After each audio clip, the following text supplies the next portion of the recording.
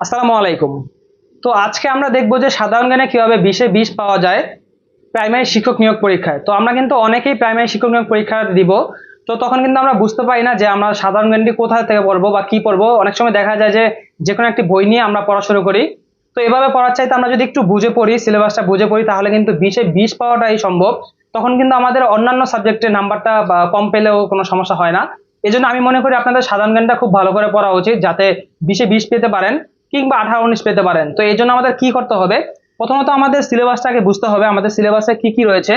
সাধারণ জ্ঞান বলতে কিন্তু বোঝায় সবকিছু, সাধারণ যে জ্ঞানগুলো রয়েছে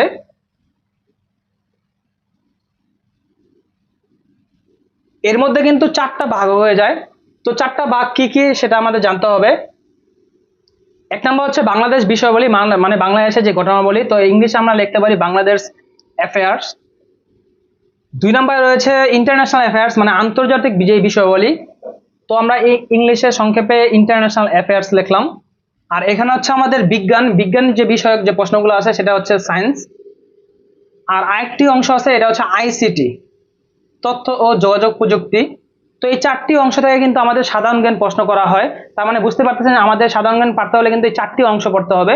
শুধু বাংলাদেশের জ্ঞান বা বাংলাদেশের বিষয়গুলো কিন্তু জানলেই হবে না, সবগুলো জানতে হবে। তো এর মাঝে আবার আমাদের দেখতে হবে যে কোনটা কত মার্কস করে আসে। আমাদের বাংলাদেশ অ্যাফেয়ার্সে কত আসে, ইন্টারন্যাশনাল অ্যাফেয়ার্সে কত আসে, আর সায়েন্সে আর আইসিটি কত আসে। আইসিটিতে বেশি আসে না, আইসিটিতে মাত্র 2 মার্কসের মতো প্রশ্ন আসে। আর বিজ্ঞানের মাঝে মাঝে 3 মার্কস আসে। বাংলাদেশ অ্যাফেয়ার্সে একটু বেশি আছে, 10 মার্কস। আর ইন্টারন্যাশনাল অ্যাফেয়ার্সে আসে 5 মার্কস। তার মানে আপনারা বুঝতে পারলেন যে বাংলাদেশ অ্যাফেয়ার্স একটু ভালো করে পড়া উচিত, এরপরে ইন্টারন্যাশনাল অ্যাফেয়ার্স, এরপরে সায়েন্স, এরপর হচ্ছে আইসিটি। তো এখানে কিন্তু আমাদের টোটাল 20 মার্কস, আর প্রাইমারিতে কিন্তু আমাদের সাধারণ জ্ঞানে 20 মার্কস রয়েছে। তো এখন আমরা আলোচনা করব যে বাংলাদেশ অ্যাফেয়ার্স আপনারা কি পড়বেন। আর সবচাইতে ইম্পর্টেন্ট কথা হচ্ছে আপনাদের সাধারণ জ্ঞানে ভালো করতে হলে কিন্তু অবশ্যই আপনাদের বিগত সালের প্রশ্ন পড়তে হবে। আমি বারবার বলে থাকি যে বিগত সালের প্রশ্ন বলতে কি বোঝায়, এটা হচ্ছে বিসিএস যে পরীক্ষা হয় তার 10 থেকে 45 পর্যন্ত যে বিসিএস পরীক্ষা নেওয়া হয়েছে বিগত সালে, এই প্রশ্নগুলো আপনারা পড়বেন সাধারণ অংশে বলতে কি বোঝায়, যে 4টা অংশ আপনি দেখতে পেলেন: বাংলাদেশ বিষয়াবলী, আন্তর্জাতিক বিষয়াবলী, সায়েন্স আর আপনার আইসিটি। আর এরপর হচ্ছে প্রাইমারি। আপনার প্রাইমারি প্রশ্নটা পড়লে আপনাদের ধারণাটা খুব ভালো হয়ে যাবে। আর প্রাইমারি বেশি পড়া লাগে না, 5 বছর পড়লেই হবে। 5 বছর বলতে কি বোঝায়, 2022 সাল, 21 সাল, 20 সাল, 19 সাল, 18 সাল, এরকম করে পড়বেন। আর আপনারা যদি মনে করেন আমাদের হাতে অনেক সময় আছে, যারা দ্বিতীয় পর্যায়ে তৃতীয় পর্যায়ে, তাদের হাতে কিন্তু খুব বেশি একটা সময় আছে। তো তারা চাইলে কিন্তু একটু বেশি প্রিপারেশন নিতে পারেন, তখন এই প্রাইমারিতে আপনি 5 বছর জায়গায় 10 বছর পড়তে পারেন। তো এটা পড়ার উপকারিতা কি? এটা পড়ার উপকারিতা, সবচেয়ে বড় উপকারিতা হচ্ছে আপনারা যদি এই দুইটা আমি যেটা বললাম এই দুইটা শেষ করতে পারেন, তাহলে কিন্তু আপনাদের 20 মার্কসের মধ্যে প্রায় 15 মার্কস একদম ইজিলি কমন পাবেন। এখন বলতে পারেন যে তাহলে আমরা যদি 15 মার্কস কমন পাই তাহলে আর অন্য কিছু পড়ার কি দরকার? তো আমি এই জন্যই বলি যে অন্য কিছু কেন পড়া দরকার। আপনারা কিন্তু শুধু প্রাইমারি পরীক্ষা দিবেন না, এই প্রাইমারি ছাড়াও কিন্তু আরো অনেক পরীক্ষা দিবেন। 11 থেকে 20 গ্রেডের যে পরীক্ষাগুলো রয়েছে তার কিন্তু সবগুলো কিন্তু আপনার এই বিসিএস মানে বিগত সালের প্রশ্ন থেকে কিন্তু কমন পড়ে না। দেখা যায় 7-8টা কমন পড়ে, এর বাইরে কিন্তু আপনার নিজস্ব একটা ধারণা বা নলেজ থাকতে হবে। এই জন্য আপনাকে বাংলাদেশ অ্যাফেয়ার্স বলেন আর ইন্টারন্যাশনাল অ্যাফেয়ার্স বলেন, আলাদা টপিক বেস পড়তে হবে। মানে আপনি তো আগে এগুলো পড়বেন, অবশ্যই এগুলো পড়বেন, পড়ার পর ওই টপিকস গুলো পড়বেন। তো এই টপিকস গুলো কি কি পড়বেন? টপিকস তো অনেক রয়েছে। আপনারা যদি বিসিএস এ খেয়াল করেন, বিসিএস এ দেখা যায় যে প্রচুর একটা বড় সিলেবাস। তো আমি মনে করি যারা বিসিএস এক্সাম দিবেন বা বিসিএস পাওয়ার চিন্তা ভাবনা আছে, তাদের তো অন্যরকম একটা প্রিপারেশন, এটা একটু ভালো প্রিপারেশন হয়। আর যারা 11 থেকে 20তম গ্রেডের অন্যান্য মন্ত্রণালয় পরীক্ষা দিয়ে যাচ্ছেন বা প্রাইমারি নিবন্ধন, তাদের জন্য এই আজকের এই সিলেবাসটা আমি দেখা দিচ্ছি। তো প্রথমত আমরা দেখবো বাংলাদেশ বিষয়াবলী।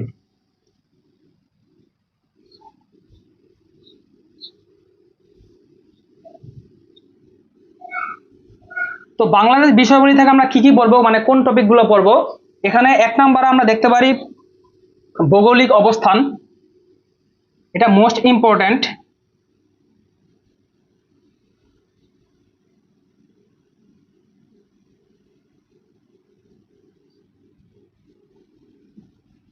2 নম্বরে হচ্ছে প্রাচীন বাংলার ইতিহাস।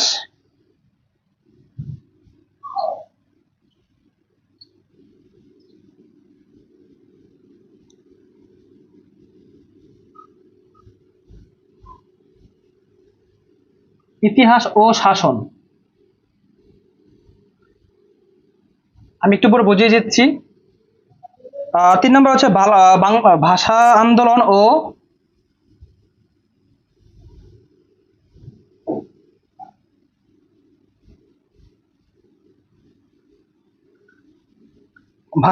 ও মুক্তিযুদ্ধ।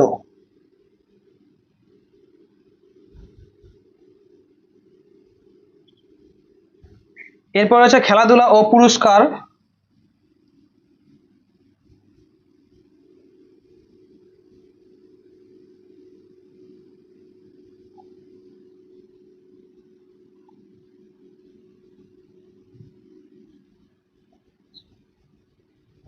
আর 5 নম্বর টপিক হচ্ছে জাতীয় দিবস।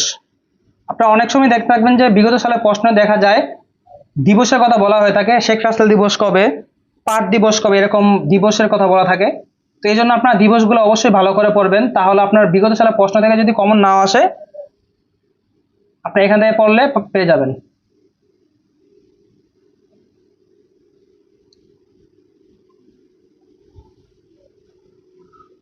তো এখানে দেখতেই পাচ্ছেন যে 5টি টপিক দেওয়া হয়েছে বাংলাদেশ বিষয় বলে, আপনারা কিন্তু 10 মার্কস, 10 মার্কসের জন্য কিন্তু এই 5টি টপিক পড়লে আপনারা 10 মার্কস পাবেন। আর এরপর তো আপনারা তো নিজেরা বা বিসিএস এর প্রশ্ন পড়বেনই, মানে বিগত সালের প্রশ্ন পড়লে অনেকটা হয়ে যাবে। আর এগুলো পড়লে কি আপনার মেধাটা একটু স্ট্রং হয়ে গেল, অন্যান্য চাকরি তো আপনি এটা অ্যাপ্লাই করতে পারবেন। তো ভৌগোলিক অবস্থান বলতে কি বোঝায়, বাংলাদেশ কত ডিগ্রিতে রয়েছে, বাংলাদেশ কোন যে ভূগোলে একটা রেখা গেছে কর্কটক্রান্তি, তো এরকম অবস্থান আমরা জেনে রাখবো কত কত ডিগ্রিতে আছে।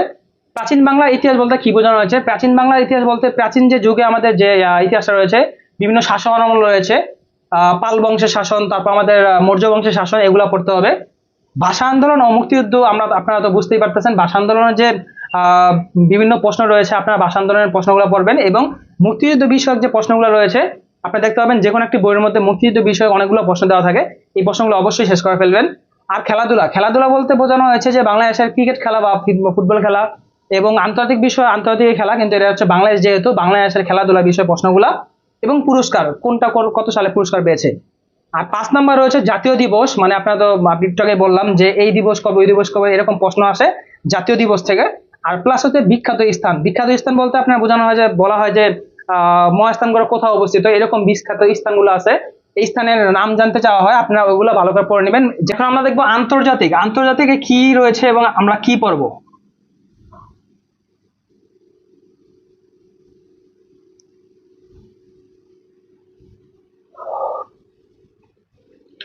আন্তর্জাতিকে প্রথমেই রয়েছে মহাদেশ পরিচিতি।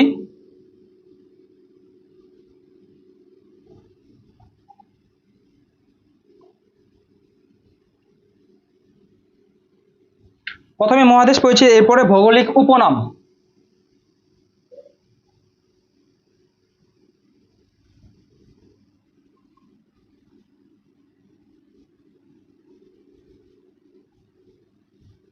এরপরে 3 নম্বর রয়েছে রাজধানী ও মুদ্রা।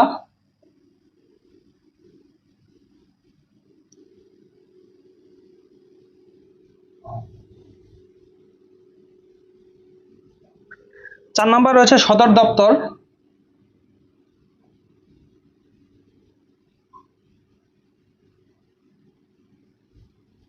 5 নম্বর রয়েছে বিরোধপূর্ণ অঞ্চল।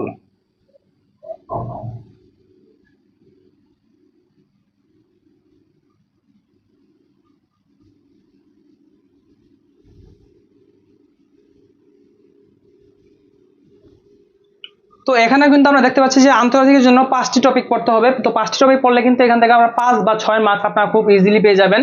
তখন দেখা যাবে যে আপনারা বিগত সালের প্রশ্ন যদি অন্যান্য চাকরিতে রিপিট না হয়, তখন এই কারণে আপনারা ভালো একটা মার্কস পেয়ে যাবেন। তো আমি বুঝিয়ে দিচ্ছি, প্রথমটা মহাদেশ পরিচিতি, বুঝতেই পারছেন মহাদেশের বিষয় যে রয়েছে, আমাদের যেমন এশিয়া মহাদেশ, এরকম বাদবাকি মহাদেশগুলো পড়তে হবে। এরপর ভৌগোলিক উপনাম, আর আমরা কিন্তু বাংলাদেশে দেখেছিলাম যে ভৌগোলিক অবস্থান একটা আর উপনাম একটা, যেমন নিশীথ সূর্যের দেশ নরওয়ে, এরকম আপনার পড়তে হবে। আবার বাংলাদেশে রয়েছে যেমন প্রাচ্যের ড্যান্ডি বলা হয় কাকে, নারায়ণগঞ্জকে, এরকম আপনার ভৌগোলিক উপনামগুলো পড়তে হবে। তারপর রাজধানী ও মুদ্রা, বুঝতেই পারতেছেন যেমন ব্রাজিলের রাজধানী কোথায়, বাংলাদেশের রাজধানী কোথায়, এরকম রাজধানী পড়তে হবে, এবং মুদ্রা পড়তে হবে, বিভিন্ন দেশের মুদ্রার নাম। এরপর সদর দপ্তর বলতে এখানে বোঝা যাচ্ছে বিভিন্ন সংগঠন রয়েছে, যেমন জাতিসংঘের সদর দপ্তর কোথায়, কিংবা কিছুদিন আগে একটা বিসিএস এর পরীক্ষা আসলো, সেটা হচ্ছে ফেসবুকের সদর দপ্তর কোথায়, ক্যালিফোর্নিয়া। এরকম আপনার বিরোধপূর্ণ অঞ্চল একটা, বিরোধপূর্ণ অঞ্চল বলতে বোঝানো হয়েছে, অনেক সময় প্রশ্ন আসে দেখতে পারবেন যে কালাপানি কোন দুই দেশের মধ্যে বিরোধ রয়েছে। এটা হচ্ছে নেপালের মধ্যে কালাপানি, আর ভারতের মধ্যে আর নেপালের মধ্যে কালাপানি। এরকম বিরোধপূর্ণ অঞ্চল রয়েছে, মাত্র 7-8টা পড়লে হবে, রয়েছে অনেকগুলো, কিন্তু আপনি 7-8টা পড়বেন। আর আমাদের কিন্তু এরকম টপিক বেস প্রশ্ন, আমাদের ভিডিও আসবে মহাদেশ পরিচিতি নিয়ে, রাজধানী নিয়ে, ভৌগোলিক নিয়ে, বিরোধপূর্ণ অঞ্চল সদপ্তর, সবগুলো সাজানো আমাদের শীট রয়েছে। এগুলো থেকে আমরা কিন্তু পরবর্তীতে ভিডিওতে দিব। তো আপনাদের অনেক উপকার হবে আমি মনে করি। এখন শুধু আমরা সিলেবাসটা বুঝিয়ে দিচ্ছি যে আপনারা কি কি পড়বেন, কেননা আপনাদের যেহেতু সময় দ্বিতীয় পর্যায়ে বা তৃতীয় পর্যায়ে প্রাইমারির জন্য অনেক সময় রয়েছে, তো তাদের জন্য এই সিলেবাসটা। আর যারা প্রথম পর্যায়ে রয়েছেন একদম হাতের নাগাদেই রয়েছে, কেননা পরীক্ষা কিন্তু 24 নম্বর হওয়ার কথা, যদি হয়ে যায় তাহলে তো কিছু করার নাই।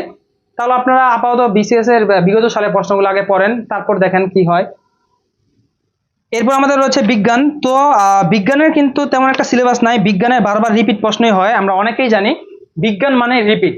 আপনারা যদি বিসিএস থেকে কমপ্লিট করতে পারেন, বিজ্ঞানে আপনি 3 মার্ক অনায়াসে পাবেন। তারপর আপনারা বিজ্ঞানে একটা কাজ করতে পারেন, একটা অধ্যায় আছে যে অধ্যায় থেকে প্রতিবার প্রশ্ন আসে, যদি আপনারা নিজেরা পড়তে পারেন তাহলে ভালো। বিজ্ঞান থেকে একটা অধ্যায় আছে পুষ্টি, এটাকে বলা হয় খাদ্য পুষ্টি, খাদ্য পুষ্টি প্লাস ভিটামিন।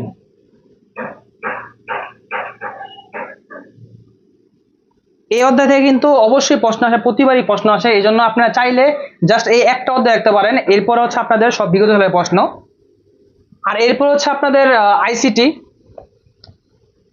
আর আইসিটিতে আমি মনে করি বর্তমান যে প্রযুক্তি, তথ্য প্রযুক্তির যুগ, তো এই যুগে কিন্তু আপনার আইসিটি বিষয়ে ভালো একটা জ্ঞান থাকা দরকার।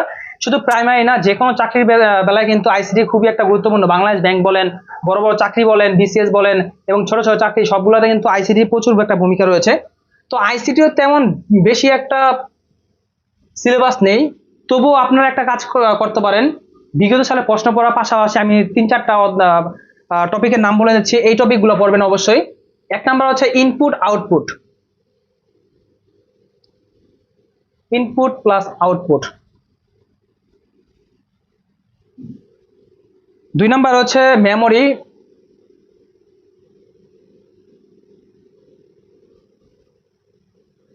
আর 3 নাম্বার হচ্ছে নেটওয়ার্ক।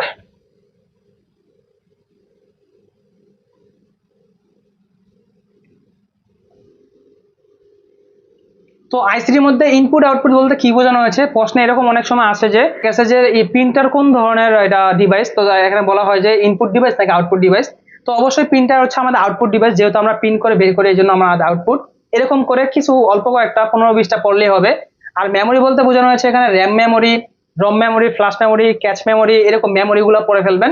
আর নেটওয়ার্ক সিস্টেম তো আপনারা জানেনই, ডাব্লিউ ওএন আছে, ল্যান আছে, প্যান আছে, এইগুলাই আপনার পড়লে হবে।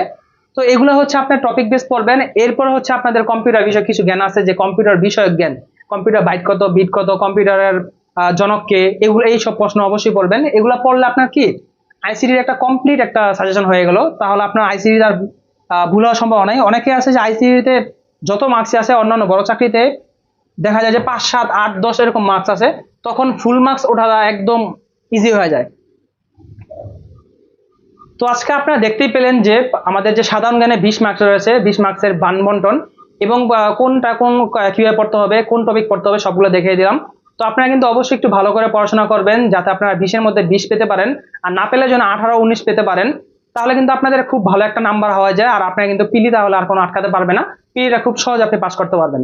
আর আমাদের কিন্তু টপিক বেস প্রশ্ন আসবে, মানে আমাদের এরকম টপিক বেস আপনার আলোচনা করব। তো তখন কিন্তু আপনারা দেখে বুঝতে পারবেন কোন কোন প্রশ্নগুলো কিভাবে পড়তে হবে। আর সহজ কিছু টেকনিক আছে, অনেক সময় দেখা যায় যে আমাদের এটা মুখস্থ হয় না। তো আমাদের এই ভিডিওগুলো দেখলে কিন্তু অবশ্যই আপনারা খুব সহজে মুখস্থ করতে পারবেন, সেখানে টিপস গুলো আপনাদের বলা হবে।